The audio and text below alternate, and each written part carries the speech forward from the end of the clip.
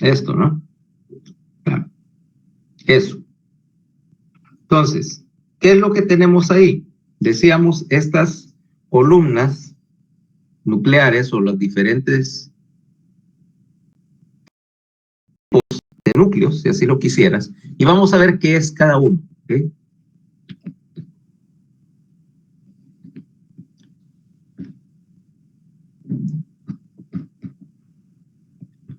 Ahí. Empecemos de arriba para abajo. ¿Se escucha, va? Sí, doctor, sí se escucha. Entonces vamos primero con la columna aferente en azul. Aferente somático general. Esta es la sensibilidad general y la sensibilidad básica que implica el sistema de receptores cutáneos y musculotendinosos, el que vimos en el parcial pasado. O sea que va a llevar tacto, que ya dijimos, el protopático y epicrítico, propiocepción, vibración, temperatura y dolor. Ya lo sabemos. Eso ya lo conocemos. ¿Ok? Esa es la sensibilidad común. Y de hecho así se le conoce, la sensibilidad común. ¿Ok? Porque es de hecho común a tallo y médula. El componente aferente somático especial implica los sentidos. Aquí entramos en el territorio de los sentidos especiales, en particular dos modalidades que son preeminentemente conectados a la conciencia. Más específicamente, o tres, perdón. Uno es la audición, ¿ok? Cuyos receptores obviamente solamente están conectados en el tallo, como ya dijimos en algún momento. La visión, que no nos interesa en este caso la discusión del tallo, porque la visión es una función del tálamo, ¿okay? Es un derivado del tálamo y por lo tanto no nos interesa aquí. Y muy importante, los sensores de aceleración lineal y rotacional, o sea, los conductos semicirculares. Estos sistemas para la audición y la aceleración son respectivamente el sector coclear, o sea, la audición, y el aparato vestibular. ¿Okay? Luego tenemos aferencias viscerales generales, y la aferencia visceral general representa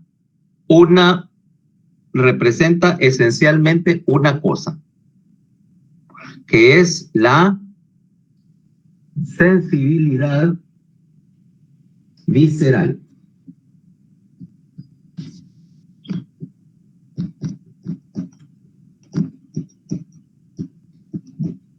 La sensibilidad visceral.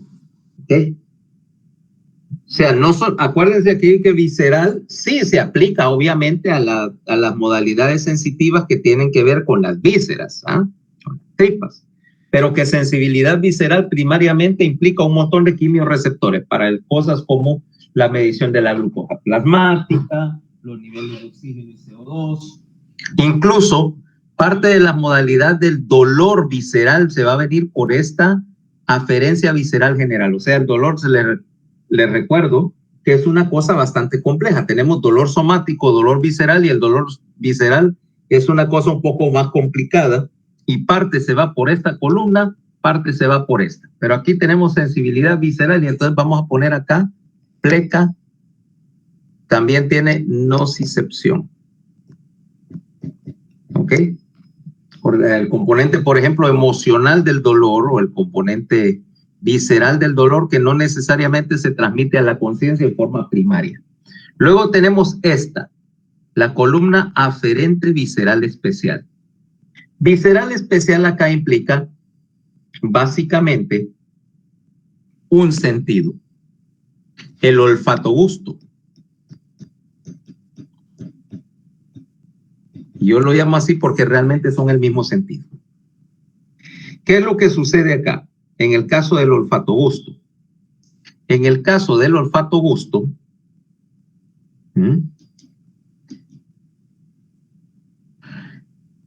son modalidades sensitivas que en algún momento eran viscerales y que se hicieron somáticas en forma secundaria. Secundaria quiere decir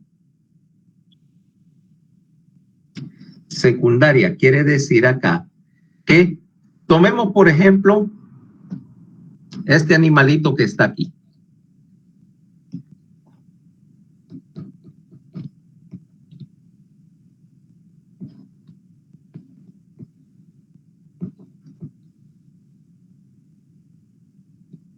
Ese tiene olfato. Ese bichito que acabo de dibujar tiene olfato. Sí. Y son famosos por ello, ¿no? Tiburones son famosos por su olfato, ¿no? No es que te pueden oler sangre a no sé cuántos kilómetros de distancia. Sin embargo, ¿pudieras decir que este animalito ya tiene algo parecido a conciencia? Yo lo dudaría mucho, ¿ah? Yo lo dudaría mucho, o sea, no tiene todavía la maquinaria cerebral necesaria para tener conciencia. Ahora pasemos de este a un humano. Los mecanismos olfatorios y gustativos son esencialmente iguales, pero nosotros tenemos conciencia. Resultado, lo que era originalmente una modalidad visceral, porque es anterior, es más viejo que la conciencia, se hizo secundariamente consciente. Eso lo hace especial. Eso es uno. Dos, o sea que cumple el tercero de los criterios que hablamos ayer, y cumple también el primero, porque los receptores para solamente están en el sistema del tallo, los del gusto. Realmente el olfato ni siquiera lo tomamos acá en cuestión porque no tiene nada que ver con el tallo, es conexión directa a la corteza. Pero quiere decir que el gusto, que era algo visceral y se volvió somático después, entonces eso lo hace especial. Es un caso, redundando, un caso especial de las modalidades sensitivas. De ahí vámonos acá y vámonos ahora a la eferencia, al componente en rojo. Eferente somático general. Este es el control del músculo esquelético.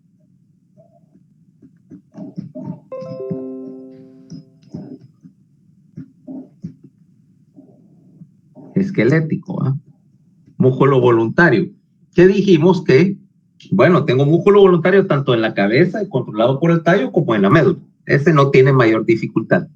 Eferente somático especial en los humanos no existe. ¿Por qué? Porque en el humano todo el músculo esquelético voluntario es igual. O sea, yo no tengo ningún tipo de músculo especializado servido por el tallo, ¿ok? Ni ningún órgano controlado por la conciencia que sea específico del tallo o que sea especial. En otras especies sí hay, por ejemplo, en las, en la anguila eléctrica. ¿Vale? ¿Has oído hablar de las anguilas eléctricas? O las rayas eléctricas, que es una familia del tiburón. Sí. Ok. En estos organismos, el órgano eléctrico actúa como una especie de batería electroquímica y ese es músculo modificado. Es una célula muscular donde las bombas iónicas y demás se hicieron especializadas para generar carga eléctrica en vez de generar contracción. Y eso sí es músculo, es una variante, una especialización. Y esos órganos están de hecho en la cabeza de la anguila, ¿ok? En la cabeza de la anguila. Por lo tanto, esos sí tienen una columna, nosotros no. O sea que podemos, de los 8 que tenía, puedo decir que Uno de ellos no es aplicable y no me interesa. Luego, tenemos ahora las eferencias viscerales. La eferencia visceral general es el control del sistema nervioso autónomo, o sea, las funciones viscerales.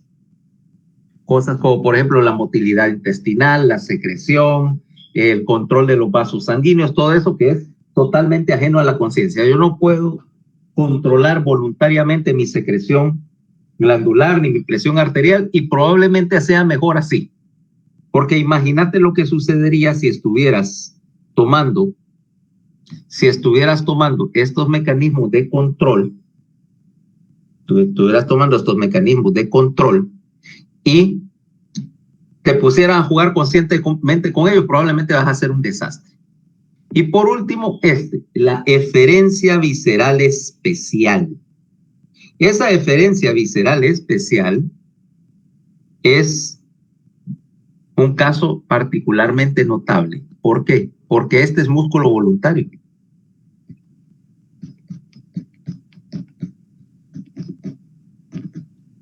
Y me vas a decir, bueno, ¿y cómo es que ya tengo una eferencia somática general que es músculo voluntario y aquí lo tengo duplicado?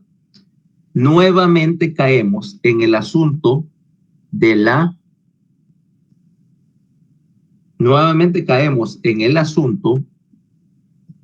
de una musculatura especializada. Ok. Tomemos otra vez este señor. ¿Qué es esto que tiene acá? Branquias. Branquias. Ok. ¿Alguna vez te has puesto a pensar que de qué consiste una branquia? Creo que tiene músculo. Tiene músculo. Una branquia es un aparato relativamente complejo. Tiene un componente vascular, o sea, el penacho vascular, que es, ¿cómo se llama? Que es el responsable de hacer el intercambio de gases. Pero ese penacho vascular que está en el flujo de agua necesita regular la entrada y salida de agua de él. Porque si metes más flujo sanguíneo, no solamente estás oxigenando, sino que además estás lavando, estás eliminando CO2. Y vos querés mantener tus niveles de oxígeno y CO2 dentro de un límite, no es a lo loco. ¿Ok? Si agarras esos niveles de oxígeno y CO2,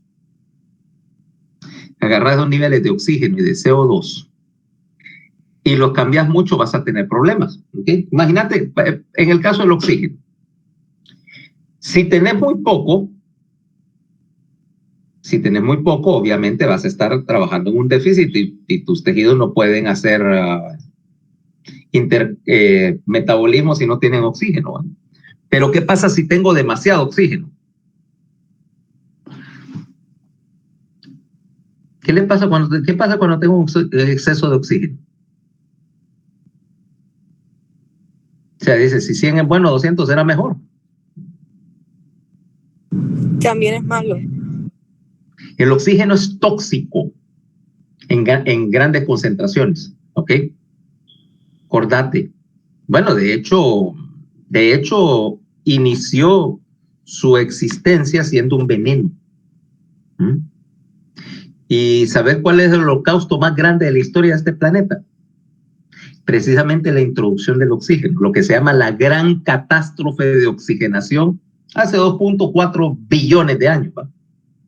Resulta que originalmente las células no podían procesar oxígeno, ¿ok? Es tóxico, crea radicales libres, destruye, etcétera. Vaya, es más, mira lo que hace a cosas como el metal, o sea, la palabra oxidación, ¿ah?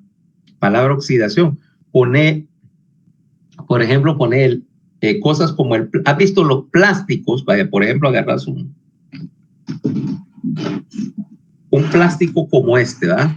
El de un cable, y déjalo en un ambiente con una concentración alta de oxígeno. Por mucho tiempo el plástico se tuesta, se quiebra, porque degrada él.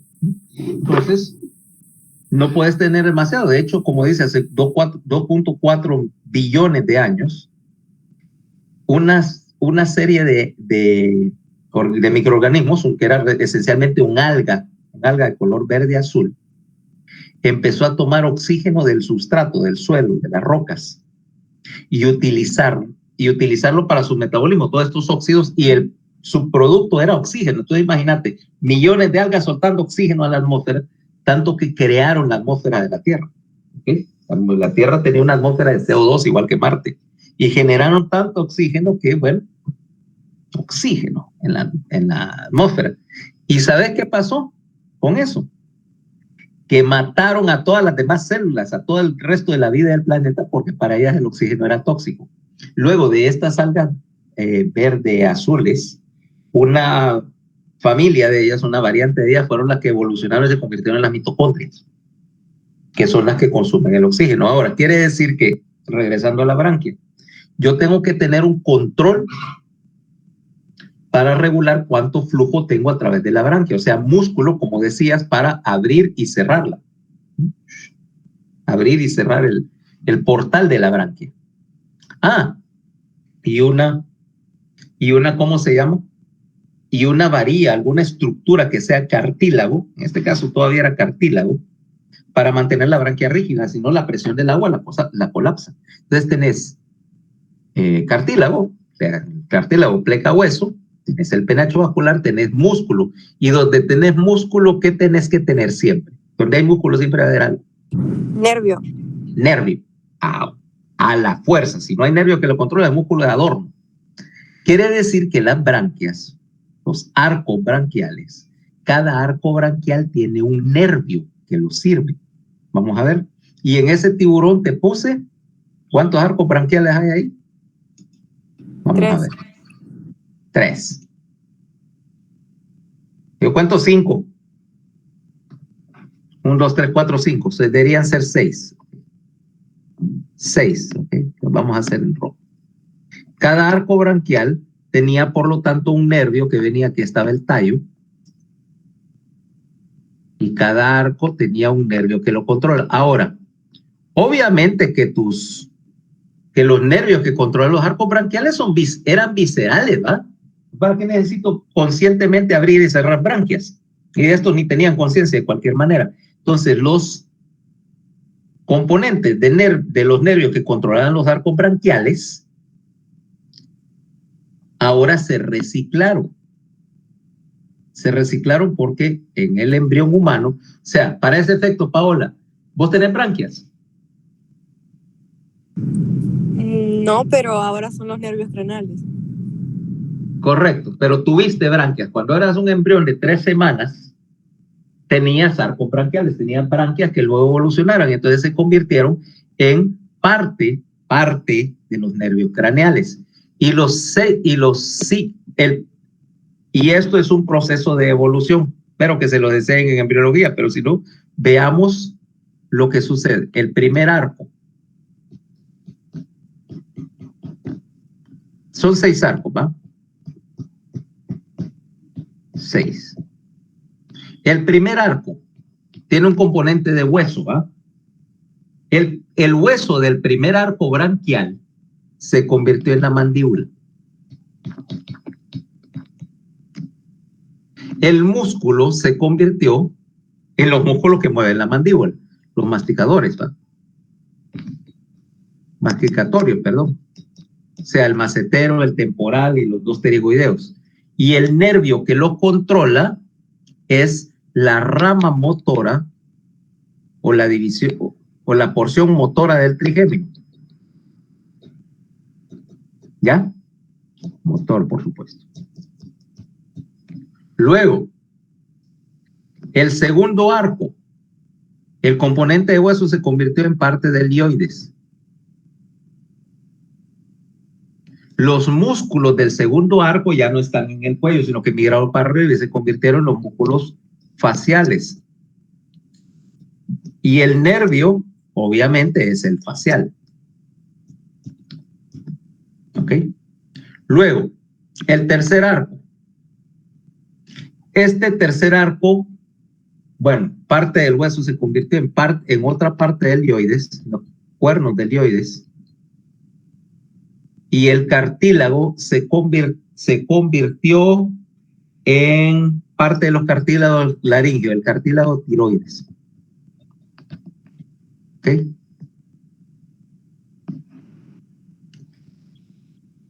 Los músculos del tercer arco se convirtieron en los músculos del paladar y el nervio se convirtió en el glosofaringio. El cuarto arco, los cartílagos se convirtieron en se llaman los cartílagos aritenoides y corniculados, que son parte de la laringe, son donde se apoya la cuerda vocal. Los músculos se convirtieron en los constrictores de la faringe, los músculos para tragar. Y el nervio que los servía se convirtió en parte del vago, parte de él, acuérdense del vago. El quinto arco desaparece, o sea, no queda ningún vestigio en nosotros adultos. Y el sexto arco, ¿cómo se llama? Perdón, aquí no es tiroides, en el tercero, este es el cartílago cricoides, perdón. Y el sexto arco, el cartílago se convirtió en el cartílago tiroides de la laringe. Los músculos no son los músculos laringeos en este caso, sino se convirtió en los esternocleidomastoideos, fíjate, músculos del cuello, porque de ahí, ese es el origen del cuello. Los peces no lo tenían, por supuesto. Y el nervio que sirve a los esternocleidomastoideos se convirtió en el nervio accesorio. O sea, que estos 5 nervios craneales tienen un componente visceral especial. El trigémino, el facial, el glosofaringio, el vago y el accesorio. Son los 5 nervios que tienen un componente. Quiere decir que esta, ahora podemos clarificar, es musculatura voluntaria derivada, qué inestable estaba usando, de arcos branquiales.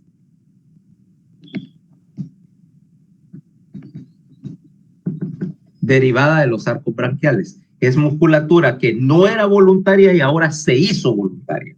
Esa es la definición de especial, ¿ok? Que era musculatura visceral porque la branquia no necesitaba control de la conciencia, pero que, dado que ya no hay branquias, entonces los reciclamos, los reutilizamos y lo convertimos en musculatura voluntaria. ¿Se entendió esa idea? Sí, doctor. Quiere decir, entonces, ahora sí ya puedo explicarte con más detalle.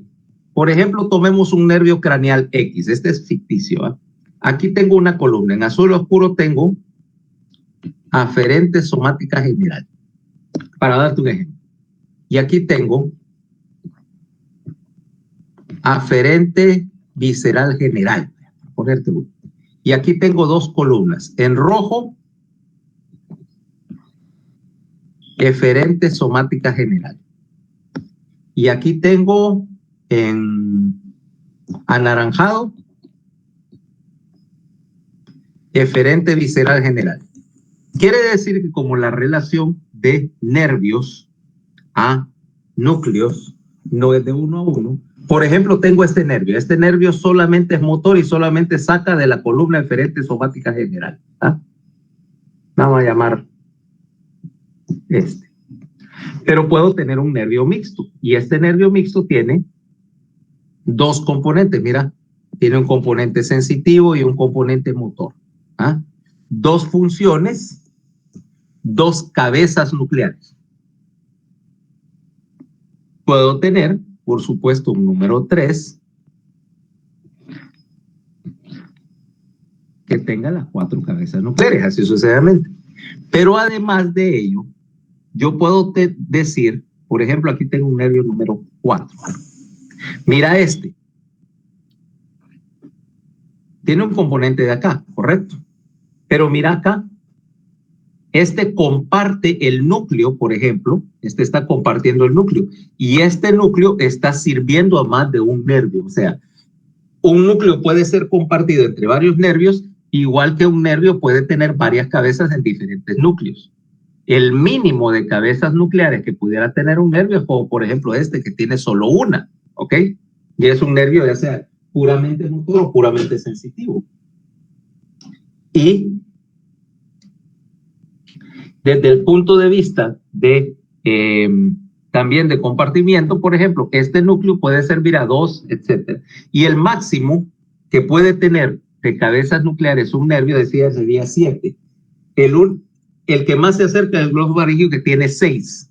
Y el glosofaringio tiene todas menos aferentes somáticos especiales. Es la única, esta es la única que no tiene el glosofaringio. Ahí tiene aferente somática general, sí, para la sensación táctil de la parte posterior de la cavidad oral. Aferencia visceral general, sí. Aferencia visceral especial, sí, para el gusto. Eferencia somática general, sí. Eferencia visceral general para la glándula parótida y eferencia visceral especial para los músculos que te dije, los músculos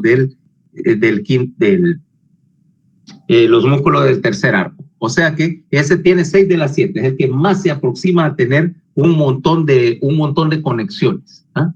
El vago tiene 5 y por ahí sucesivamente. Compararlo, por ejemplo, con el nervio troclear, que solo tiene una y es eferente somática, o solo es motor. ¿Okay? O sea que ahí tenés todas las posibilidades.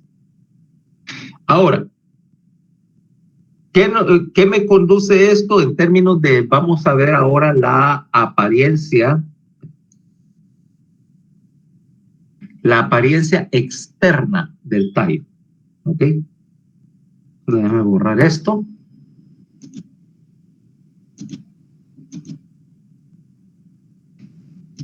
Y pasar al siguiente.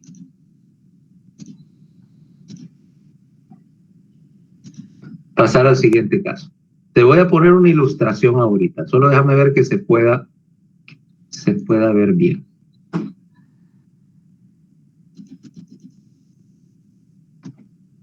Okay.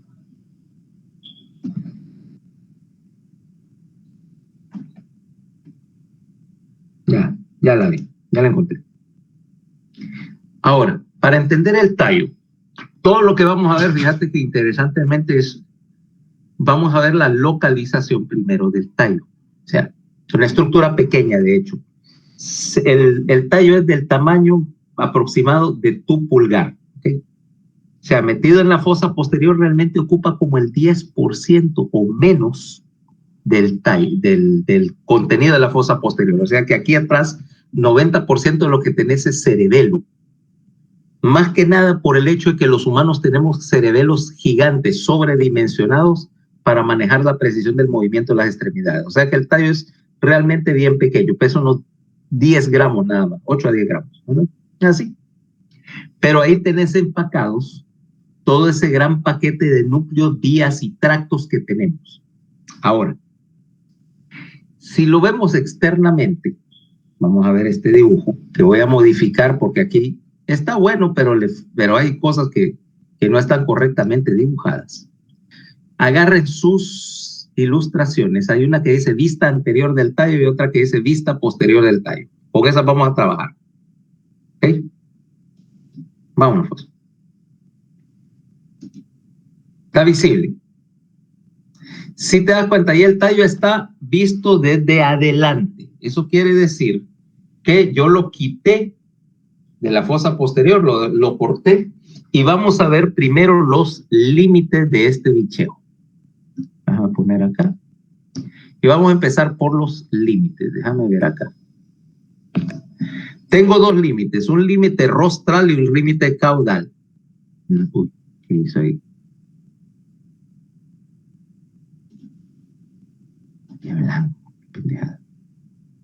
Límite rostral y un límite caudal. Voy a poner en verde. El límite caudal está aquí. Es la unión bulbomedular.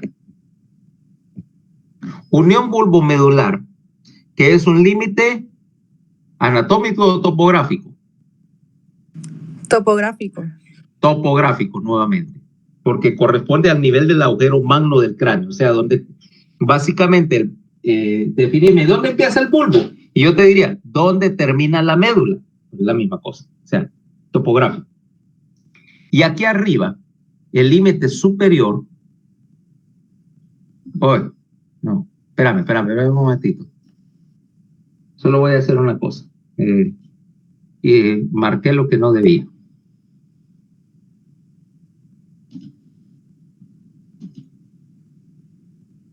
Exacto.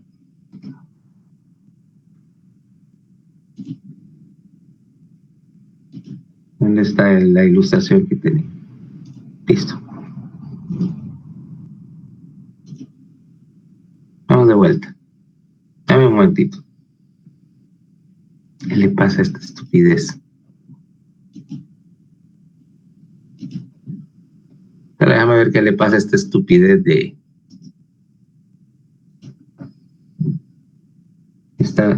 Cliqué en algo que no debía y se dañó se corrompió la imagen. Ya lo voy a poner.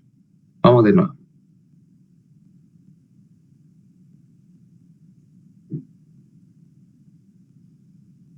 Ahí está.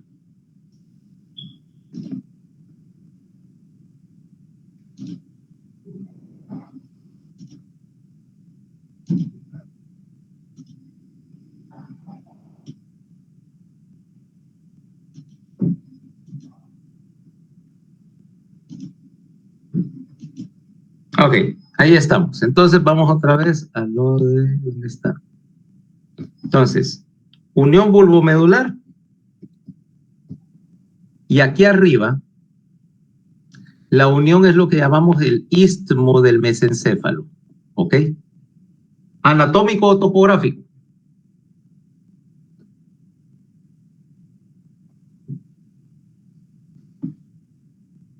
Ese límite. ¿Topográfico? Topográfico también corresponde al nivel de la tienda del cerebelo, o sea, la transición mesencéfalo y tálamo, o tallo y diencéfalo, como lo querrás llamar, es una transición gradual. Por lo tanto, el límite es topográfico porque no hay surco que lo marque. Okay. Ahora, dentro del tallo en sí tenemos límites anatómicos. Entre el bulbo y el puente tenemos este surco que te estoy haciendo en verde claro. Ese es el surco bulbo protuberancial, SBP. O bulbo pontino, si lo querés. Ese sí es un surco y es anatómico. ¿Okay? Y entre puente y mesencéfalo tengo otro surco que es el surco pontomesencefálico. Anatómico también. O sea, si puedes ver el surco y decir ahí está, es anatómico. O sea que la separación interna del tallo entre bulbo, puente y mesencéfalo sí tiene límites anatómicos. Pero la transición entre tallo y médula o entre tallo y diencéfalo es puramente una transición convencional y el límite, por lo tanto, es topográfico. ¿Vale? Ok. Ahora, te das cuenta que hay más surcos. Vamos a ver. Tenés surcos que van verticalmente aquí en este asunto. Vamos a ponerlo en azul oscuro. El primero que vas a tener es este surco acá en la línea media anterior que se llama el surco basilar. ¿Ok? Y ves que va a lo largo del tallo. ¿Por qué? Porque se continúa con el surco medio anterior en la médula. En ese surco basilar, de hecho, va a descansar la arteria basilar y en la parte en ese surco hay unas perforaciones aquí, mira, unos agujeritos que son para una serie de arterias chiquitas que salen de la basilar y entran al tallo. Okay. Luego, en el bulbo, tenés dos surcos más. Un surco anterolateral. Y detrás de él, otro surco, lo voy a hacer en el otro lado acá, mira. Un surco posterolateral. Si te das cuenta, de los surcos están saliendo los nervios craneales. Todos los nervios craneales, con la excepción del trigémino, salen de uno de estos surquitos. ¿Okay? Ahora, mira, que hay más. Ahora, estos surcos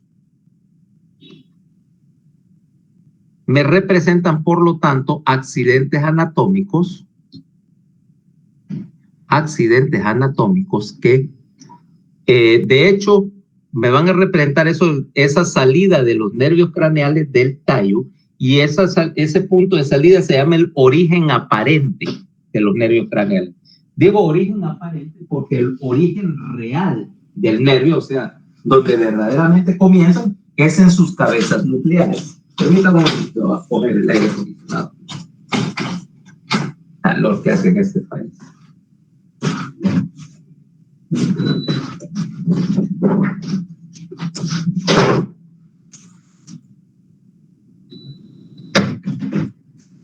Ok, ahora veamos acá, vamos a hacer otra cosa. ¿Dónde está mi lápiz? De hecho, fíjate bien en algo. Mira que aquí estos dos surcos hacen intersección y los nervios craneales de hecho van a salir del punto donde estos se intersectan, de la unión entre el surco bulbo protuberancial y el surco anterolateral, y más importante, el punto donde se unen estos dos surcos, mira, surco bulbo protuberancial y el surco posterolateral, aquí hay una confluencia, y ahí tenés arriba el puente, abajo el bulbo y detrás y dando la vuelta el cerebelo. Este punto donde confluyen esas tres cosas es lo que llamamos el ángulo pontocerebeloso. Y ese ángulo pontocerebeloso es una de las áreas anatómicamente más complejas que hay. Compleja, no complicada. Porque ahí vas a tener 5 nervios craneales. El bulbo, el puente, el cerebelo, el cuarto ventrículo. Y vas a tener 2 paquetes vasculares acá. Entonces, esa es una región donde vamos a tener bastante complejidad anatómica y nos vamos a meter después con un poquito de detalle con ella. Ahora, veamos que ahí ahora déjame ampliar acá. Doctor, ¿podría repetir las estructuras, por favor? Después la vamos a ver. No, okay. No, ahorita no copies. Eso solo te estoy adelantando. Vamos a ver qué es lo que pasa ahí, porque quiero ver más detalles antes de meterme con la unión. Con el ángulo. ¿Okay? Ahí lo tenés, mira. Ángulo pontocerebeloso. Ahora mira aquí. En el bulbo ese, ahí eso te estoy enfocando el bulbo. Tenés varias cosas. En primer lugar, relieves de superficie. El primero que ves ahí es que dice decusación de las pirámides. Ahí hay un área que está un poquito levantada. Ese es el punto donde los tractos córtico-espinales hacen decusación. ¿Te acordás lo que decía? El 85% de las fibras decusaban a nivel de la porción más caudal del bulbo. Y ahí es lo que vas a ver. Esa es la famosa pirámide del bulbo. Solo es el bultito que hace ¿cómo se llama? El tracto al decusar. Ese es uno. El otro accidente que tenés es que acá tenés la oliva, que es otro bultito que está en la superficie, en el costado de la parte alta, en la parte rostral del bulbo. Y esa oliva te representa el punto donde los núcleos olivares, el paquete de los núcleos olivares que está abajo, te hizo expansión del tallo. Básicamente ahí lo que está sucediendo en los bulbos, en las olivas del bulbo, es que debajo los núcleos olivares que eran pequeños con el tiempo fueron ensanchándose y fueron empujando el costado del bulbo hacia afuera. O sea, algo así como, ¿qué te diría? Como una camiseta en una gorra, vaya. ¿Ya? O sea que...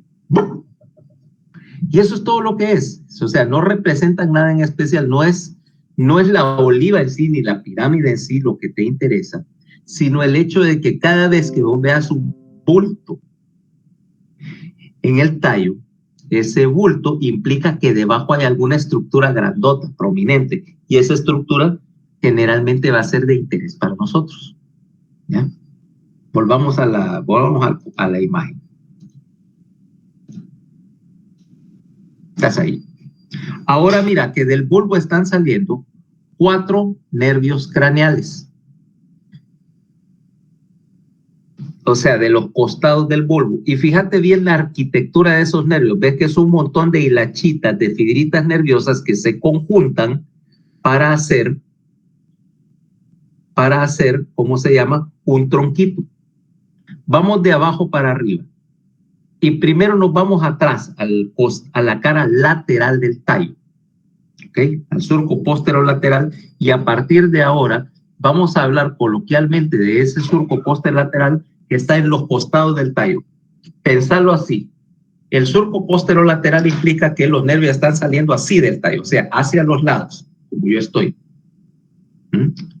En ese surco, vamos de abajo para arriba y lo primero que ves son las fibras. Vamos a ponerlo de nuevo. Son las fibras, dice, de la raíz craneal del nervio accesorio. Fíjate que el nervio accesorio, cuidado, porque tiene 2 raíces. Una raíz espinal que viene desde los primeros 4 segmentos medulares y está entrando en esta última raíz de abajo, que viene de abajo. Porque el núcleo del accesorio se mete un poquito a la médula y saca esa raíz. Luego, la raíz craneal del accesorio está saliendo, mira, por el costado del tallo, que hizo aquí esta mierda. Por el costado del tallo y saliendo hacia el lado. ¿Dónde termina? En la última raicita del nervio accesorio, o la primera, la más rostral, hay un espacio pequeño y de ahí empiezan a salir otras ramitas para formar otro nervio. Ese segundo nervio es el vago. Y mira la posición del vago, está saliendo por detrás de la oliva, o sea, dorsal a la oliva. ¿Ok? Termina de salir el vago y entonces tenemos este otro nervio que está acá. Déjame ponerlo. Lo voy a remarcar. Espera. Lo voy a remarcar. En café lo voy a poner. Aquí está el accesorio. Aquí está el vago. Y aquí tenés unas ramitas y este es el glosofaringio. ¿Ok? Fíjate que están en orden. Aquí está el glosofaringio también, mira. Aquí está el vaguito, ahí están cortadas las fibras, aquí está el accesorio. Mira que van en orden. Donde termina el accesorio empieza el vago. Donde termina el vago empieza el glosofaringio y así por el estilo. ¿Ok? Entonces, el glosofaringio llega casi a la unión entre bulbo y puente, que es esta rayita anaranjada. El glosofaringio está un poquito abajo. Ahora, estos 3 nervios están saliendo por el costado del tallo, están dorsal a la posición de la oliva. ¿Cabal? Ahora, por delante de la oliva, o sea, y por lo tanto por delante del vago, vamos a tener este otro nervio. Vamos a hacerlo un café más claro. Este es el hipogloso. Mira, aquí están las fibritas del hipogloso y ves que están saliendo ventral a la oliva, o sea, por delante de ella. Este es el hipogloso. Quiere decir que en ningún punto hay 2 nervios que se cruzan, porque el hipogloso está saliendo por delante y el vago por detrás, opuesto de esta manera, o gráficamente explicado. Si el vago está saliendo así por el costado, el hipogloso está saliendo por aquí, a 45 grados hacia adelante. Uno y el otro. Nunca se tocan, ¿ok? Esos 2 no se tocan, ¿no? Van cada cual por su camino y tienen salidas diferentes, orígenes aparentes diferentes. Tómalo en cuenta porque después me va a servir eso. Ahora, vámonos de vuelta a donde estaba.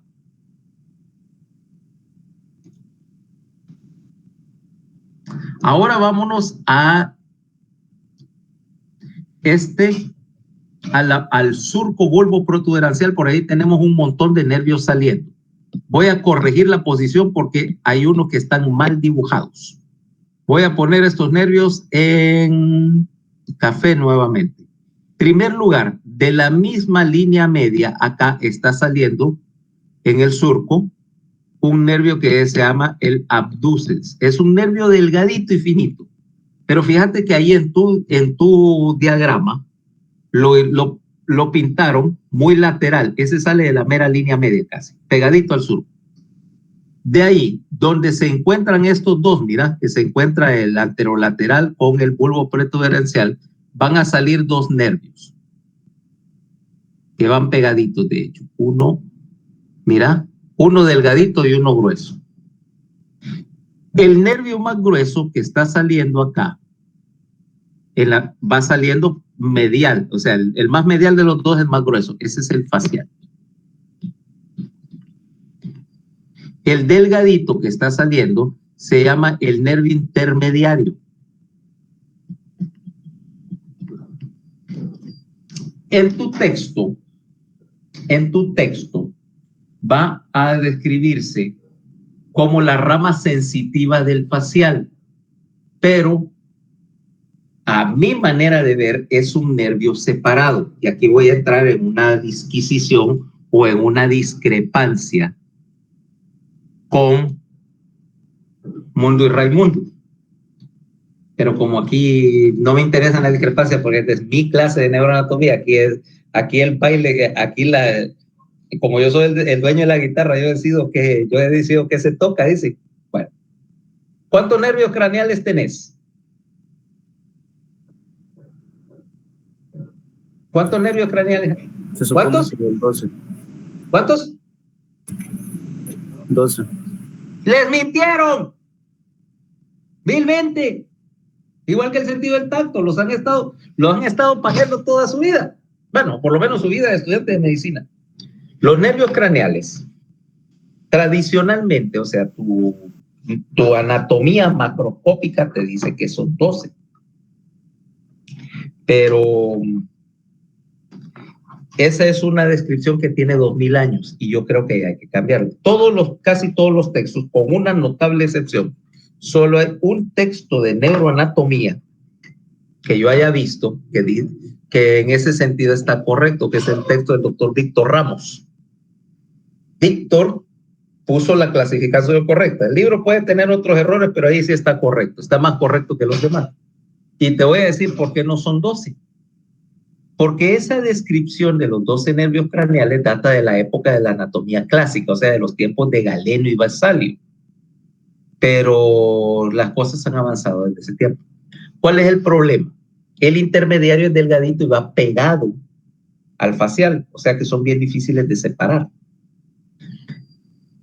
Y cuando se escribieron los libros de anatomía, la mayoría, imagínate lo difícil que era. Yo más bien me admiro el hecho de que se pudiera desarrollar la ciencia de la anatomía en esas condiciones. ¿Vos sabés cómo se hacían las disecciones anatómicas en la época antigua?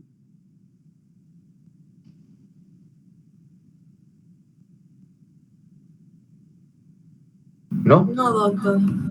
Pues les voy a contar una pequeña historia de cómo se hacía, qué tan bien están ustedes para que no estén berrinchando, ¿ah?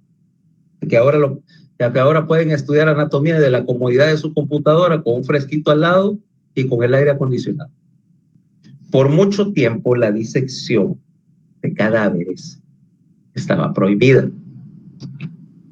Primero por razones sanitarias. En la época antigua, antes de la refrigeración y la preservación de cadáveres, vos no tenías un cadáver mucho tiempo afuera porque literalmente sin refrigeración rapidito empezaba a apestar. Y dado que mucha gente se moría de alguna enfermedad infecciosa, tener un cadáver que se había muerto de una infección era potencialmente una fuente de contagio. Entonces, muchas de las leyes te decían que si un cadáver moría hoy, durante el día, debía enterrarse antes de la puesta del sol. ¿Quién de ustedes lee la Biblia? Independientemente de su variante de religión que tenga. o la ha leído. Yo no soy religioso ni un demonio, te aviso. Pero sí, obviamente la he leído. Es un texto, es una de esas cosas esenciales que toda persona en la tierra tiene que leer. Pues. Es algo que todo el mundo debe haber leído. Crea en ella o no. ¿Va? ¿Quién ha leído la Biblia?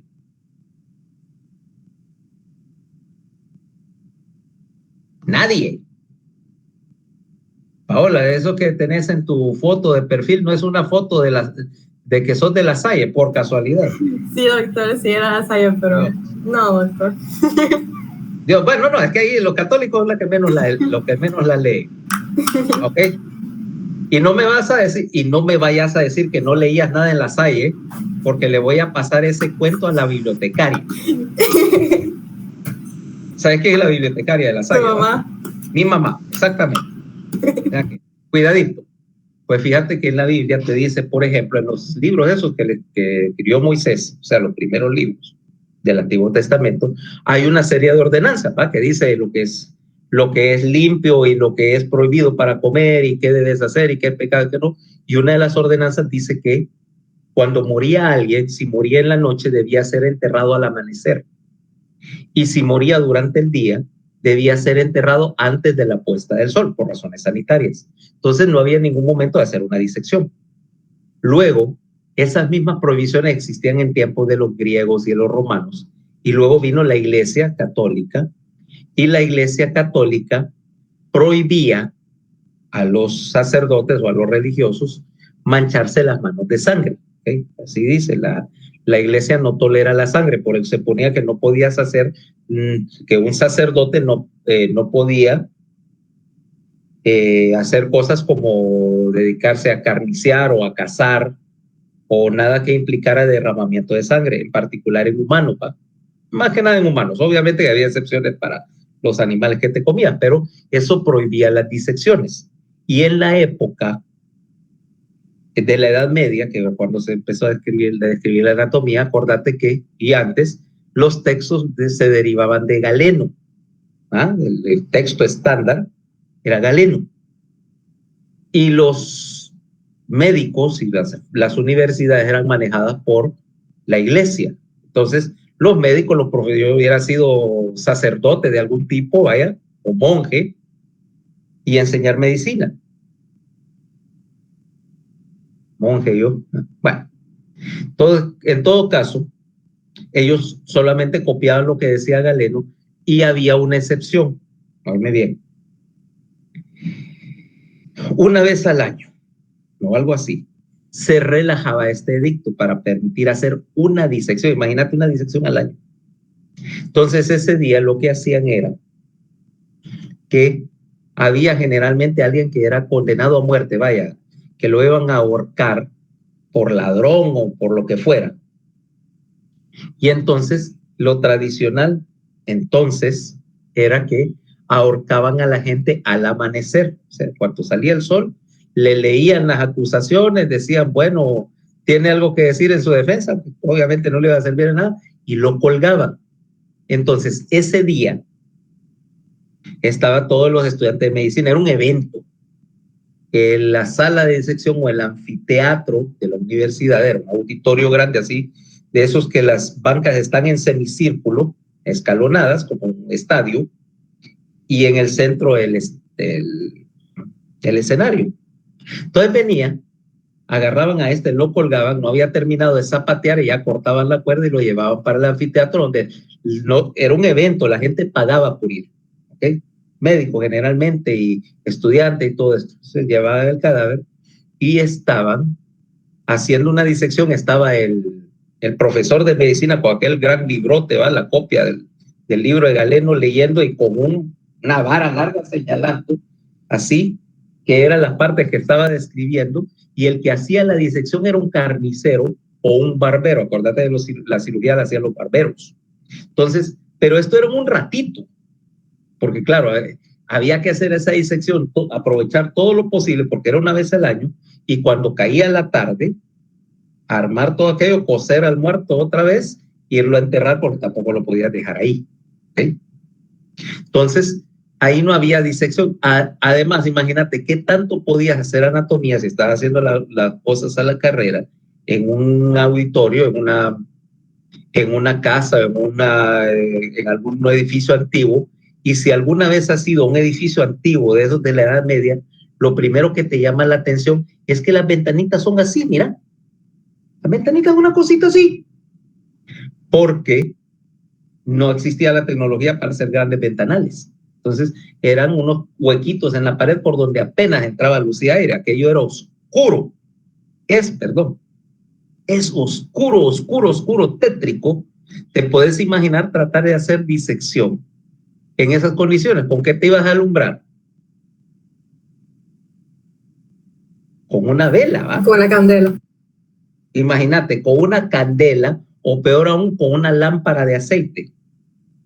La lámpara de aceite, la de Aladino, esa, la famosa lámpara del genio. Eso es una lámpara de aceite. La llenas con aceite de oliva, si tenés pisto, y si no con cebo de vaca hervido para que se haga líquido, y pones una mecha y lo encendés. ¿Te imaginas que eso es esencial? Ni una candela ni una cosa de esa da luz que valga la pena llamar luz, ¿va? Y aquello es una humazón horrible, apesta. Si alguna vez has tratado de hacer una lámpara con aceite, te das cuenta que aquello, bueno, no te sirve para alumbrarte, ¿va? Porque es una luz que parpadea. Entonces, imagínate tratar de hacer una disección de un nervio craneal que es del grueso de un hilo grueso, ¿va? Cablecito así, en la profundidad, con esa luz y a la carrera.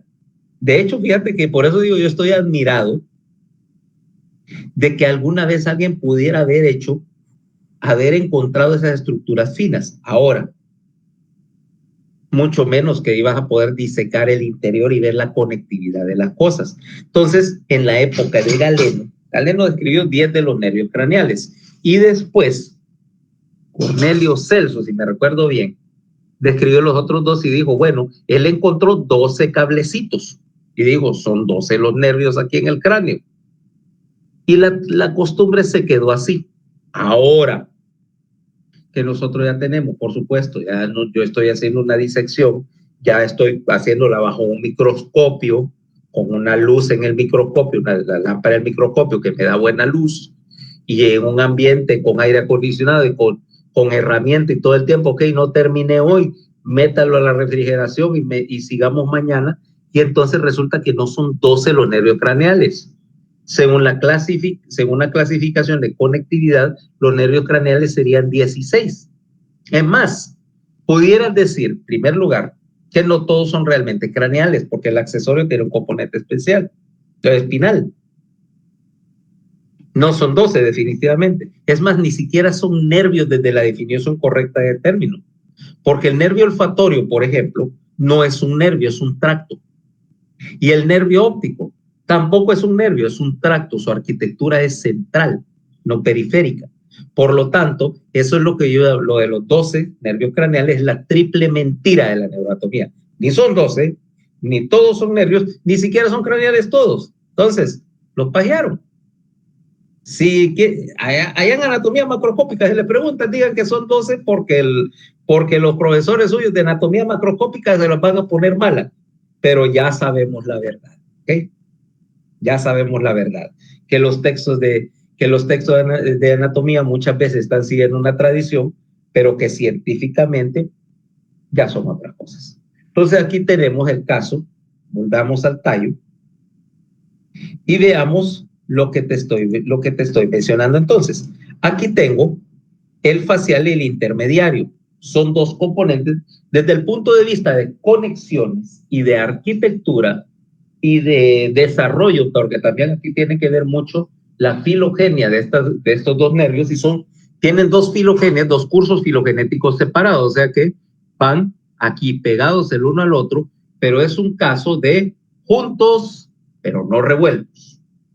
Luego, sigamos viendo más nervios. Espérate. Voy a quitar esto aquí.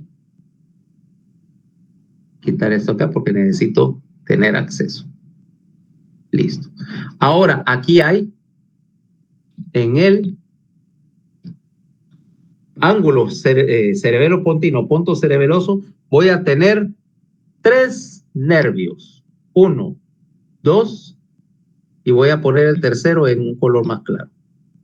3. Los 2 nervios más oscuros son los nervios vestibulares y el tercero es el nervio coclear. Los 3 nervios viajan pegados, ¿ok? Viajan pegados en un paquete. Y los otros que están acá, poner acá, vamos a ponerlos vestibular inferior, vestibular superior. Mira que hay 2 nervios vestibulares y un nervio coclear. Y los 3 van agrupaditos juntos, ¿ok? Van agrupaditos juntos y de hecho a esto se le va a sumar el facial más el intermediario para hacer un paquetito de nervios que salen del ángulo pontocerebeloso y van a entrar al peñasco, a la porción petrosa del hueso temporal. Entonces ahí tengo, por lo tanto, en el surco, en este surco que en este punto tengo, por lo tanto, 6 nervios saliendo, 6 tronquitos. El abdúcense, la línea media, el paquete del facial, o sea, facial más intermediario saliendo de esta intersección y los 3 nervios que salen del ángulo cerebelo-pontino, vestibulares 2 y coclear tercero, o sea, hay 6 nervios ahí. ¿Ya? Ahora, vámonos al puente.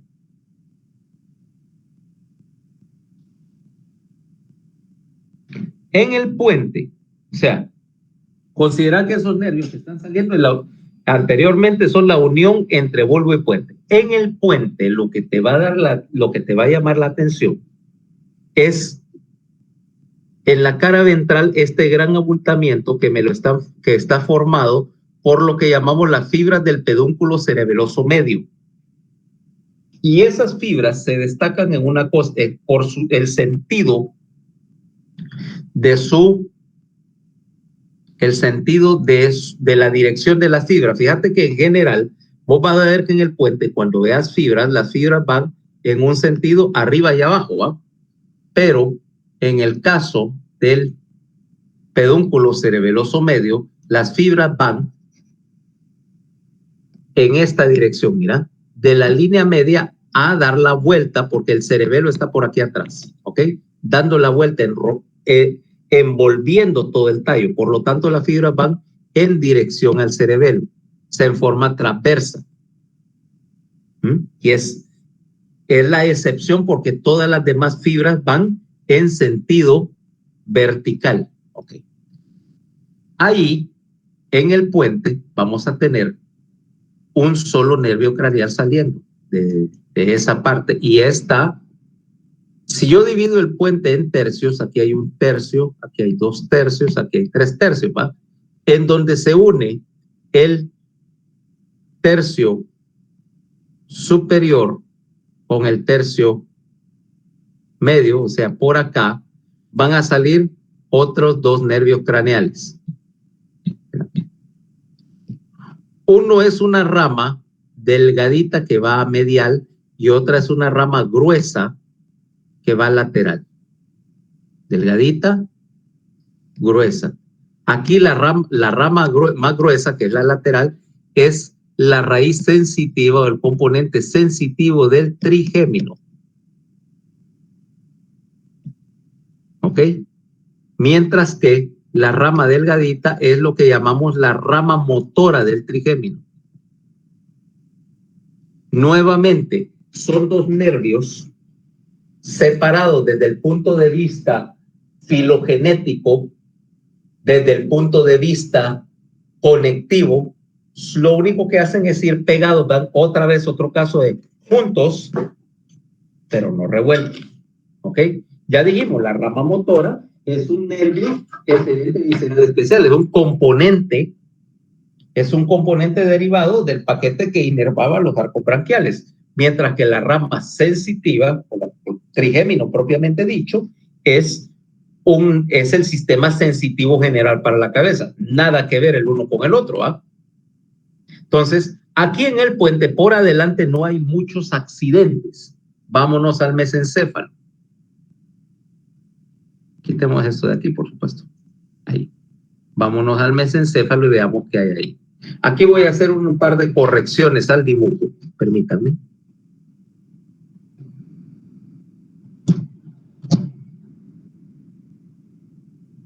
Voy a hacer un par de correcciones al dibujo, porque aquí sí hay un par de cosas que están súper mal.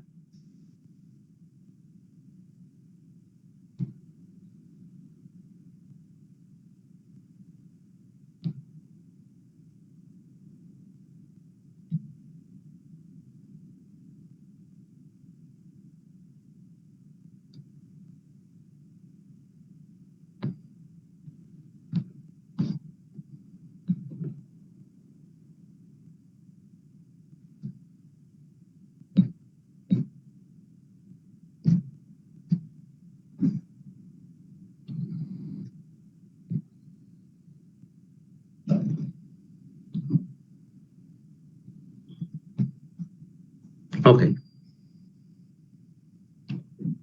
No sé si la borra cuando regreso, pero vamos a ver. Ah, sí. Voy a... Espera, solo aquí sí tengo que guardar estos cambios.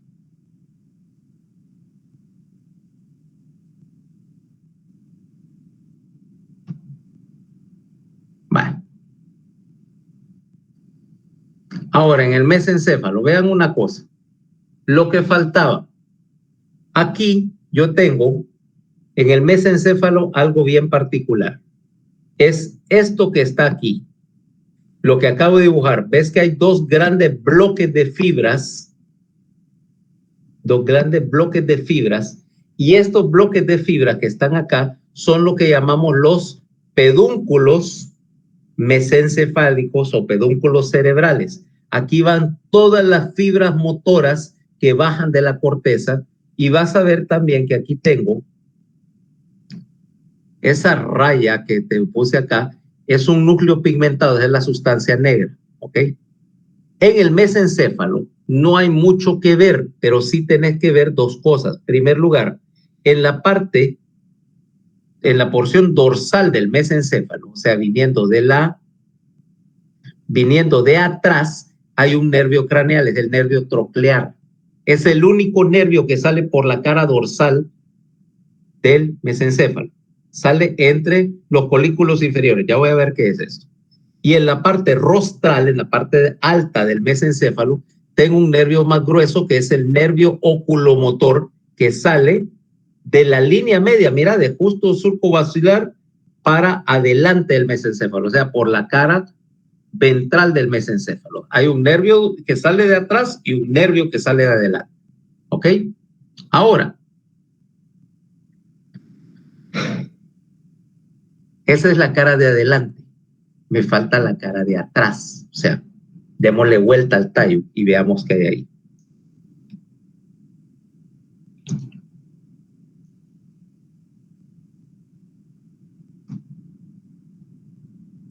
Nuevamente, recuerden que esto es dado vuelta. Y lo primero que te das cuenta cuando ves el tallo acá es que tenés una cavidad acá que te debe de interesar. Esta. Esto es una estructura con forma de rombo.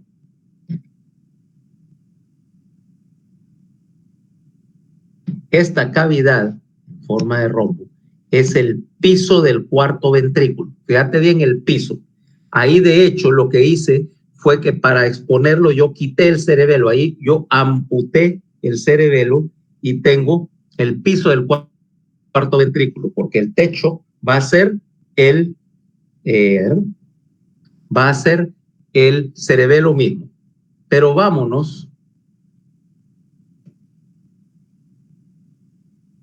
para acá y vemos que aquí tenemos bulbo, puente, mesencéfalo otra vez, pero vamos a ver que no hay menos accidentes fuera del cuarto ventrículo, que ahí sí vamos a hablar, y solo hay un nervio craneal. Pero entremos para ver qué es lo que hay. Primero vámonos al bulbo y vemos que acá hay 4 tubérculos en dorsales, el tubérculo gracilis y el tubérculo cuneiforme realmente, ¿ah? Y hay dos surcos, el surco gracilis y el surco cuneiforme. ¿Qué viaja por ahí? Obvio, Los tractos. Los tractos que llevan este nombre. Y cuneiforme, que van a terminar acá, mira, a los respectivos tubérculos gracilis y cuneiforme. Debajo del tubérculo, lo que tenés son los núcleos que llevan el mismo nombre, obviamente, ¿va? O sea que donde terminan los tractos gracilis y cuneiforme, o sea, en los núcleos respectivos, allí están marcados por los tubérculos que son sencillamente el bulto que hacen los, ¿cómo se llama? Los núcleos gracilis y cuneiforme en la porción dorsal del bulbo. Luego, parte del bulbo, aquí todavía estamos en el bulbo y la frontera entre bulbo y puente va a estar marcado, lo vamos a marcar con esta raya, espérame, una raya de crayón rojo. Aquí, mira, donde estoy dibujando la raya, de aquí para abajo es bulbo, de aquí para arriba es puente, hasta acá, ¿ok? Entonces, ves que el cuarto ventrículo, la cavidad del cuarto ventrículo, está compartida. Mitad cae en el puente, esta mitad de arriba, mitad cae en el bulbo. Ahora, si yo me acerco al piso del cuarto ventrículo, voy a ver que acá en el piso hay una serie de relieves, o sea que ese piso no es liso, y que acá tengo 3 grandes barras de tejido que dicen pedúnculos cerebelosos superior, medio e inferior. Y aquí es donde entramos en el concepto del cuarto ventrículo. Vamos a ver. Ya que tenemos aquí a Paola. Paola, ¿tuviste piscina cuando tenías 4 años? Piscina, dijo. ¿Sí? Ah, sí. ¿De las inflables? Sí. Sí, ok. Entonces vamos a retroceder a la época en que tenías 4 años. Y entonces vos te ponías tu traje de baño de 3 piezas, tu triquini. ¿Sabes qué es un triquini, va? Un traje de baño de 3 piezas. Un traje completo. No, un traje de baño de 3 piezas es sombrerito, anteojos oscuros y chancletas. Ah, ok. ¿Ok? Entonces, y te agarrabas tu piscinita de esas inflables, vos sabés cómo es un piso que es básicamente es una hoja de plástico y un anillo inflable o 2 a veces, para dar la forma de la pared de la piscina. Bueno, venías vos, agarrabas y tal vez lograbas inflar o te inflaban el anillo de la piscina, entonces te ibas arrastrando aquella piscinita por el jardín, la ponías en algún lugar que te parecía conveniente, agarrabas la manguera y te ponías a llenarla.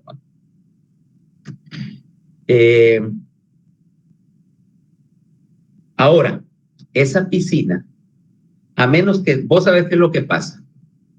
Si yo la pongo en algún lugar así, el piso de la piscina, yo tengo que barrer primero, y limpiar, quitar ahí, qué sé yo, todos los palitos, piedras, carritos, juguetes que habías dejado ahí. Porque si yo empiezo a llenar la piscina con agua y hay cosas debajo del piso, el peso del agua va a hacer que se adhiera más. Entonces vos tenés aquel fondo todo irregular donde se sienten, debajo del piso se sienten todas las piedras, carritos, chapas de botella y cosas que no barriste, ¿correcto? Sí, también se puncha. Y se puncha de paso. O sea que punchaste más de alguna. Sí. Por lo menos te iba mejor que a mí. Pero hace medio siglo no existían las piscinitas inflables. Entonces, cuando tenías 2, 3 años, ¿sabes qué te ponían, pa? Es una tina. Una tina. Una tina. Lo único bueno de esa tina es que por ahí mi mamá le encantaba tomar fotos, parecía turista japonesa, ¿va? Con una camarita que tenía y te tomaba fotos. Yo desaparecí las mías, cuando tengo 2 años en Latina, pero hice algo más útil. Conservé bajo llave y aquí tengo bajo llave las de mi hermana. ¿Sabes por qué va? Para amenazarla. Para usarlas en su contra, por supuesto. ¿Sabes que eso es un deber familiar, molestar a tu hermanita? Llevo medio siglo haciéndolo, o sea que tengo práctica. Ok, el punto con la piscina es que los relieves en el fondo de tu piscina, o más bien todos los bultos que hay en el fondo de tu piscina, reflejan lo que hay abajo, adquieren la forma de lo que sea que dejaste ahí. Y la misma idea vamos a ocupar en el cuarto ventrículo. El piso del cuarto ventrículo que vos ves ahí, el rombo, es el fondo de una piscina. Y debajo de ella, todos los núcleos, tractos y estructuras que estén justo debajo del piso van a hacer un relieve en el piso. O sea que lo que yo encuentre ahí me da una indicación de qué estructuras están abajo. 2, esos pedúnculos cerebelosos que yo te estoy haciendo ahí son el equivalente del anillo inflable de la piscina. Esos son los costados de la piscina. Quiere decir que el cuarto ventrículo tiene por piso la porción dorsal del tallo, por costados, por anillos, ¿ah? Costados, los pedúnculos cerebelosos, y por techo, que ahí no se ve, tendrás el cerebelo. Ahorita no vamos a tocar el techo del cuarto ventrículo porque cuando veas el cerebelo te vas a dar cuenta de qué me refiero. Ahorita estoy viendo el piso porque yo yo desteché el cuarto ventrículo. Esa es la palabra. Lo desteché. Entonces, ¿qué es lo que tengo ahí en mi ilustración? Veamos.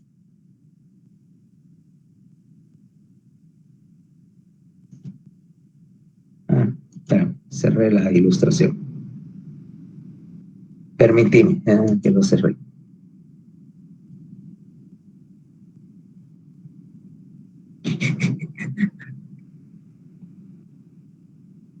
Ok, estamos de vuelta.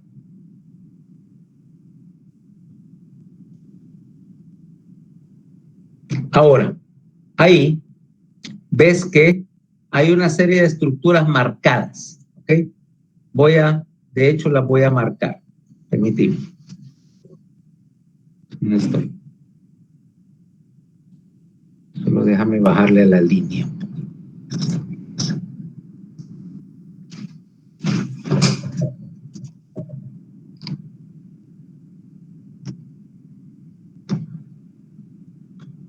No, lo voy a marcar con un color más fuerte. Porque es que no se ve y lo quiero mostrar.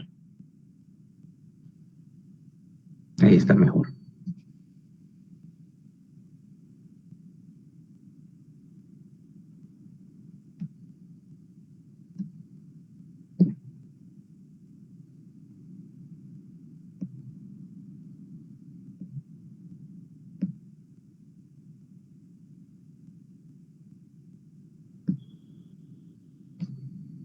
Ok, ahí. Ahora sí, solo déjame guardar esto. Y voy a hacer un par de correcciones en la ilustración. Permítame un momentito porque hay cosas que no están bien.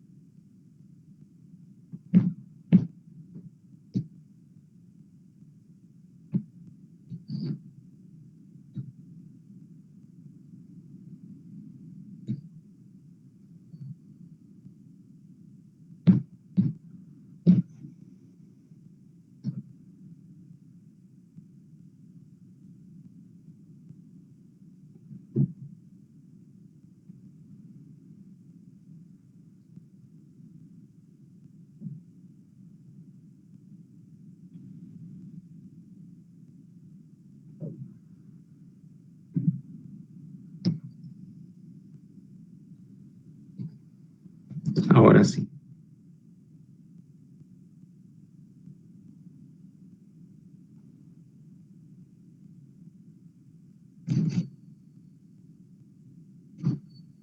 Ahora sí, voy a... Quería remarcar un par de cosas. Un momentito que sé que secando la tinta. Un instante que termine de editar ahí. Bueno, ya está. Ahora sí ya puedo ver acá el cuarto ventrículo. Mira que en el cuarto ventrículo aquí tengo estas estructuras. La que estoy marcando con un puntito, dos puntitos y una X. Esta que está más abajo, marcada con un puntito, ves que tiene una forma triangular. Ese es el trígono del hipogloso. Y debajo del trígono del hipogloso voy a tener el núcleo del nervio hipogloso. Luego, marcado con una X, ves que hay una estructura un poquito arriba y un poquito hacia el lado del trígono del hipogloso, marcado con una X. Ese es el trígono del vago. Debajo del trígono del vago tengo el núcleo dorsal del vago. Y por último, marcado con dos puntitos aquí en una esquinita, acá y acá, tengo otra estructura llamada el área vestibular. Debajo del área vestibular está los núcleos vestibulares. O sea que eso me da una indicación de qué es lo que tengo en el piso. Y luego ahí apenas se ve en celeste con un asterisco, tengo otra estructura marcada ahí D. Ese es el colículo del facial. Debajo de él voy a tener el nervio facial. Fíjate que ahí estás a nivel del inicio del puente. En los trígonos y el área vestibular están en el bulbo y el colículo facial está arribita de la frontera. Luego aquí tengo 3 pedúnculos cerebelosos. Inferior, saliendo del bulbo, superior, viniendo de arriba del mesencéfalo, y pedúnculo medio, el más grande de los 3, que le está dando la vuelta al puente, ¿correcto? Entonces, ahí la porción pontina, la porción más rostral del cuarto ventrículo, tiene una serie de estructuras. Y ves que acá, esta rayita que está a los lados separándome los trígonos del área vestibular, ese es el surco limitante, el famoso surco limitante de Bell-Magendie. Aquí sí es visible, es un surquito, ¿ok? De hecho, es visible a simple vista cuando estás operando en esta área y por supuesto, le tenés que meter la magnificación al tope al microscopio, pero se ve, ¿ok? Luego, vámonos al mesencéfalo, y en el mesencéfalo tengo en la cara dorsal 4 bultos, 4 elevaciones, así como cúpulas, que se llaman los colículos o núcleos cuadrigéminos. 2 inferiores, 2 superiores. Y cada colículo tiene esto que se llama los brazos conjuntivales. Ahí le pusieron conjuntivos, son conjuntivales, ¿ok? Aquí hay una serie de errores de alguien, porque yo había dado esto a dibujar y alguien, no sé quién, distribuyó esta copia y la quiso corregir y le introdujo errores. Entonces, por favor, corrijan ahí, no es conjuntivo, es conjuntival, ¿ok? ¿Qué otra barbaridad? Aquí donde dice triángulo hipogloso es trígono hipogloso, ¿ok? Luego, hay 4 colículos, 2 superiores, 2 inferiores. Cada colículo tiene un brazo conjuntival inferior para el colículo inferior, brazo conjuntival superior para el colículo superior. Y estos brazos conjuntivales me conectan los colículos con el tálamo, ¿ok? Con unos núcleos que vamos a hablar en el tálamo, que son los núcleos geniculados, ¿ok? Del tálamo. Y entre los 2 colículos inferiores vamos a tener el único nervio craneal que está saliendo acá. Es un nervio delgadito que da la vuelta. Fíjate, es el único que da la vuelta y el único que vamos a encontrar en toda esta ilustración es el troclear. Aquí te puse una flechita para darte a entender que ese está abrazando al mesencéfalo y va a salir de atrás, pero da la vuelta para terminar adelante, ¿ok? Ahora ya tenemos ahí las 2 vistas del tallo externas. Ahora vamos a hablar un poquito de algo que es relacionado, pero para entender lo que vamos a hacer a partir del lunes. Okay. Ya que vimos ahorita en ese tallo, es un montón de estructuras. Lo que vamos a querer entender es la arquitectura interna del tallo. La arquitectura externa, pues son una serie de accidentes anatómicos y no me dicen nada de qué es lo que está pasando ahí. A mí lo que me interesa es ver qué tiene adentro. Vamos a desarmar el tallo. Para desarmar el tallo, yo necesito clasificar a las estructuras. Y a partir de ahora vamos a desarmar las estructuras del tallo y agruparlas dentro de alguna de las varias familias a las cuales pertenecen. Y toda esta sopa de estructuras, vamos a poner cualquier ilustración del tallo. De hecho, voy a poner la primera, la que vamos a empezar a ver el lunes.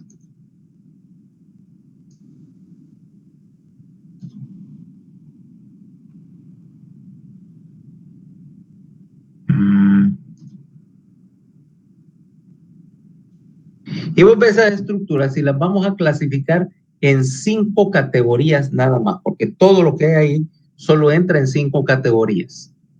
Vamos a tener ahí tractos aferentes, ¿ok? Aferentes quiere decir, o si lo quiere decir en este sentido, ascendente, o sea que van en una dirección que va de la médula hacia el encéfalo, hacia el tálamo o la corteza. O lo que. Esos tractos aferentes, ¿okay? También van a estar acompañados por tractos eferentes, o sea, las fibras de control o el motoras en el sentido amplio de la palabra, que viajan desde la corteza o algún lugar similar hacia la médula, hacia las láminas motoras de la médula. Esos, pues, en general, son continuación de la médula, o sea, un tracto que empezó en la corteza, pasa por el tallo y viaja hacia la médula, o un tracto que se originó en la médula y atraviesa el tallo con destino, ya sea en el tallo mismo o en algún lugar más arriba, pero son los mismos tractos con los mismos nombres y descripciones de lo que ya hablamos en el capítulo pasado. Ahora, aquí tocamos el concepto de núcleos hace un momento, y ese concepto de núcleos implica que aquí voy a tener, ya vimos, núcleos de 2 categorías, núcleos aferentes y núcleos eferentes, ¿va? Ya la descripción la dimos hace un rato, ¿ok? Y no solamente me interesa saber cómo se llaman y si son aferentes y eferentes, sino que también quiero saber a cuál específicamente a cuál columna están perteneciendo, ¿va? O sea, si son aferentes somáticos o si son aferentes viscerales o especiales o generales, etcétera. O sea que aquí tengo, por lo tanto, que hay que clasificarlos y tratar de afinar exactamente qué es lo que están procesando en ese lugar, en donde están en la ilustración. Y por último, me queda un 5º tipo de tracto. Si te das cuenta, ahí hay un montón de subsistemas que yo necesito que trabajen en sincronía, en coordinación. En particular, un sistema que me coordine los movimientos de ojos y cabeza, los reflejos de rotación, que me mantienen la mirada y la posición de la cabeza apuntados en una dirección específica, porque aquí tengo un gravísimo problema, y el gravísimo problema es la estabilización de la visión, y esa estabilización de la visión que implica que yo tengo que mantener los dos, si yo quiero ver algo y verlo enfocado, tengo que mantener los 2 globos oculares enfocados en el objeto que quiero ver el 100% del tiempo. O sea, si yo quiero ver algo y mantenerlo en mi campo visual, yo tengo que mantener los 2 globos oculares enfocados en el mismo punto, si no tengo visión doble. Y además compensar el hecho de que yo puedo estar moviendo mi cabeza moviendo mis globos oculares o que todo mi entorno se mueva. Vaya, tipo de que voy por una de las bellas carreteras de este país donde todo se sacude, ¿va? Deja de deshacer carros. Y sin embargo, por muy mala que esté la calle, mi visión no vibra. O sea que para hacer eso tengo que coordinar movimientos de la cabeza, sector motor, globos oculares, que son 3 juegos de nervios craneales separados, y movimientos del tronco, y hacer que todas esas estructuras estén hablando entre sí. Resultado, necesito coordinar la actividad de todo esto. O sea que tengo ahora un sistema con lo que vamos a llamar un tracto de coordinación, o sea, por las conexiones internas dentro del tallo que están pasando señales de control entre un nervio craneal y otro. Esa es la 5ª categoría. Y todas las estructuras neurales en el tallo tienen que caer en una de esas categorías. Así o sí, porque no existen otras. Además de analizarlo, quiero ver cómo vamos progresando la arquitectura mientras voy del bulbo al puente, del puente al mesencéfalo, cómo se van haciendo las transformaciones, cómo una estructura o una columna de estructura se convierte en otra, o aparece o desaparece. Esa es la idea. Para hacer eso, normalmente lo que se estudia el tallo es una serie de cortes. Yo agarro una estructura, como el tallo es una estructura larga y cilíndrica, y la corta, ¿ok? Y por supuesto, si yo tomo las estructuras que corté y las sobreimpongo, yo puedo reconstruir el tallo. O sea que es igual que si yo agarrara, qué sé yo, un banano y lo corto en rodajas. Si yo apilo las rodajas, tengo otra vez el banano. ¿Cuántas rodajas vamos a aplicar? Bueno, dependiendo de que le preguntes qué tanto te querrás meter al detalle. Yo puedo hacer 8, 10, 20, 50 rodajas, dependiendo qué tan fina sea la resolución. Mientras más fina es la resolución, mejor veo. Para este parcial, vamos a asumir el esquema más sencillo, que asume que vamos a usar 8 cortes. Pudiera usar más, pero como lo que me interesa a mí aquí es como te diría, la idea general de las cosas, ¿ok? Sí tengo que recordarte que estos cortes, como lo vas a ver, son, como decir así, una representación artística, una forma esquemática o una caricatura, si así lo quisieras, del tallo. Obviamente, eso que te voy a poner aquí está lejísimo de ser un mapa del tallo. Si yo quisiera hacer una disección del tallo basado en esto, me voy a dar cuenta que no se corresponden uno a uno, y probablemente si lo usara como mapa voy a hacer alguna barbaridad, ¿ok? En esa disección, no cirugía. El tallo no se opera, por cierto. No hay manera de que de estructuras tan empacadas puedas manipularlas sin hacer devastación. Pero bueno, no es un mapa de disecciones del tallo. Esos existen, tienen su uso, pero este no es él. ¿Ok? Aquí vamos a usar 8 cortes que me representan la idea general, ¿okay? El esquema básico de las cosas. Estos 8 cortes están marcados en tu ilustración, esa que envié. Dicen A, B, C, D, E, F, G, H, ¿va? Y se corresponden con las respectivas rodajas de las ilustraciones que dice corte a nivel D. ¿Ok? Vamos a revisarlo brevemente para que veamos dónde estás. Déjame abrir la imagen. Ahí.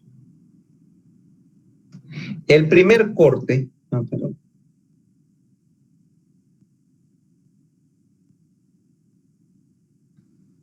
El primer corte que tenés ahí dice A. Fíjate, estamos cortando a nivel de la decusación de las pirámides. Estás casi en la unión entre bulbo y médula. Luego B está un poco más arriba. Fíjate que estás arribita donde está terminando el accesorio. La mejor manera de mostrarte B, espera,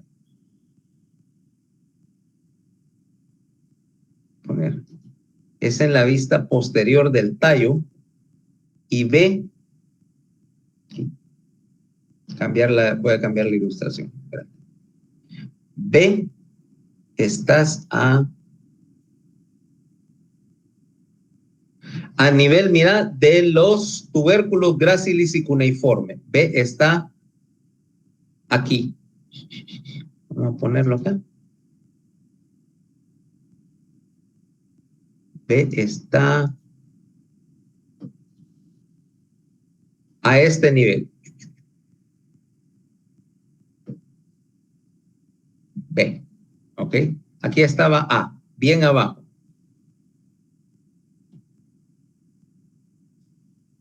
A, B. Luego, vamos a poner acá para ir mostrando.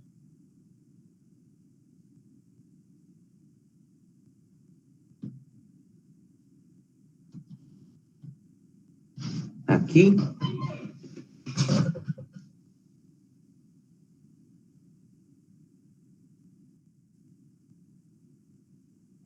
Aquí es, mira, a nivel de la decusación piramidal es A, aquí es B, y C estás a nivel de la oliva, mira. C, aquí está la oliva, marcado con un asterisco. C está a nivel de la oliva y a nivel de la salida principal del hipogloso, ¿ok? Luego, D, estás por aquí, mira, a nivel de la unión entre bulbo y puente. En la cara posterior del tallo,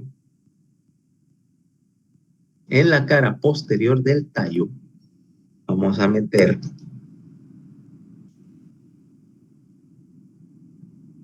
estoy acá.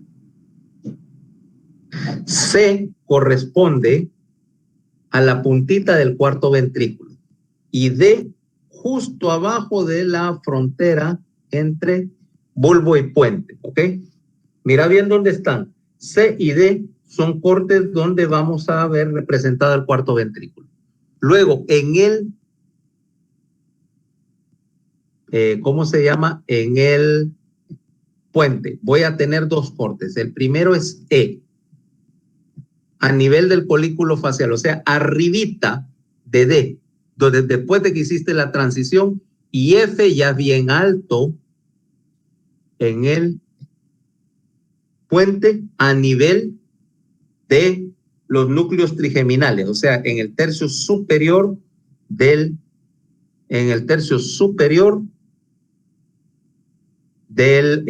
puente. Vamos a cambiar la ilustración otra vez. Aquí voy a estar alternando entre estos dos. Mira. En la cara de adelante, mira, E está acá.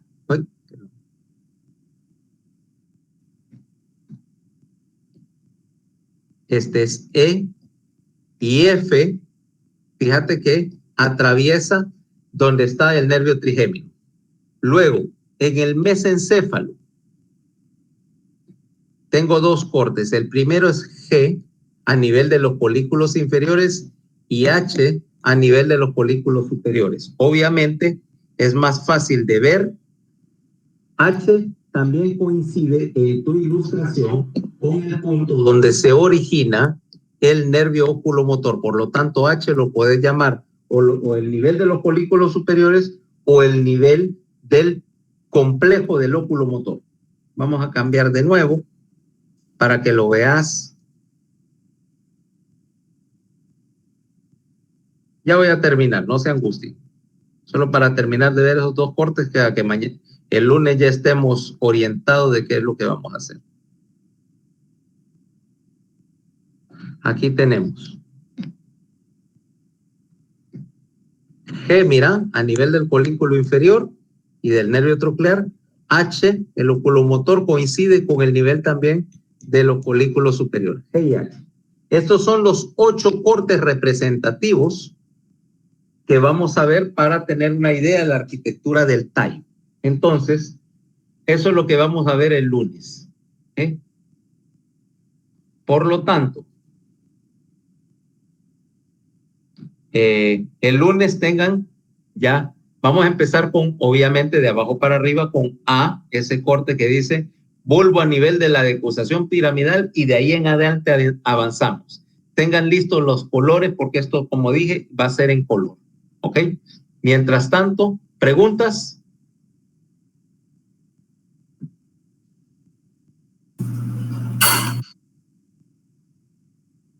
¿No? ¿Está claro? Ok, bueno. Sí, doctor. Bueno, entonces nos vemos el lunes. ¿Ok?